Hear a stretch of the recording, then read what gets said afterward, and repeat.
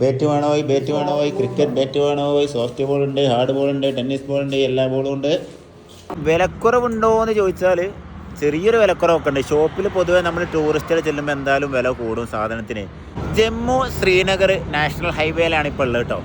നമ്മളെ ശ്രീനഗർ കന്യാകുമാരി ഹൈവേ എന്നൊക്കെ പറയുക ഈ കാണുന്ന റോഡ് അതിൻ്റെ അടുത്താണുള്ളത്.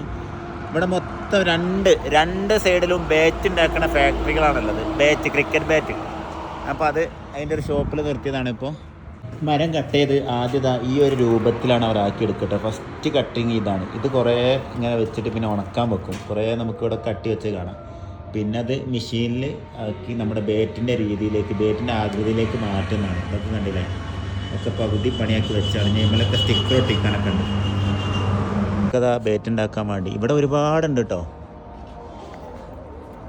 ചിരിക്കുക. അപ്പോൾ ഇങ്ങനെ ബാറ്റ് ഉണ്ടാക്കുന്ന ഫാക്ടറി നിർത്തിയതാണ്.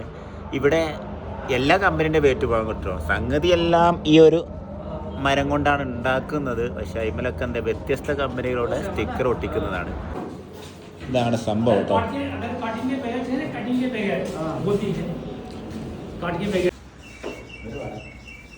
ചെറിയ ബാറ്റ് മുതൽ ഇവിടെ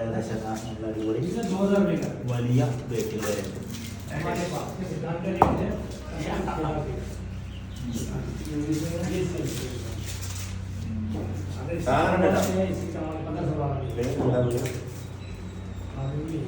വിലക്കുറവുണ്ടോ എന്ന് ചോദിച്ചാൽ ചെറിയൊരു വിലക്കുറവൊക്കെ ഉണ്ട്. ഷോപ്പിൽ പൊതുവേ നമ്മൾ ടൂറിസ്റ്റുകൾ ചെല്ലുമ്പോൾ എന്തായാലും വില കൂടും സാധനത്തിന്.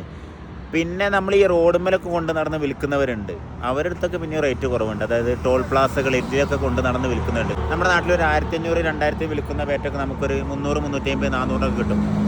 പക്ഷേ അത് ശരിക്കും ചെക്ക് ചെയ്ത് വാങ്ങണം കേട്ടോ. കാരണം അതിൻ്റെ മുകളിൽ സ്റ്റിക്കർ വെക്കുന്നുണ്ടല്ലോ. അപ്പോൾ ഉള്ളിൽ കറക്റ്റാണോ എന്നുള്ള കറക്റ്റ് നോക്കി തന്നെ വാങ്ങണം.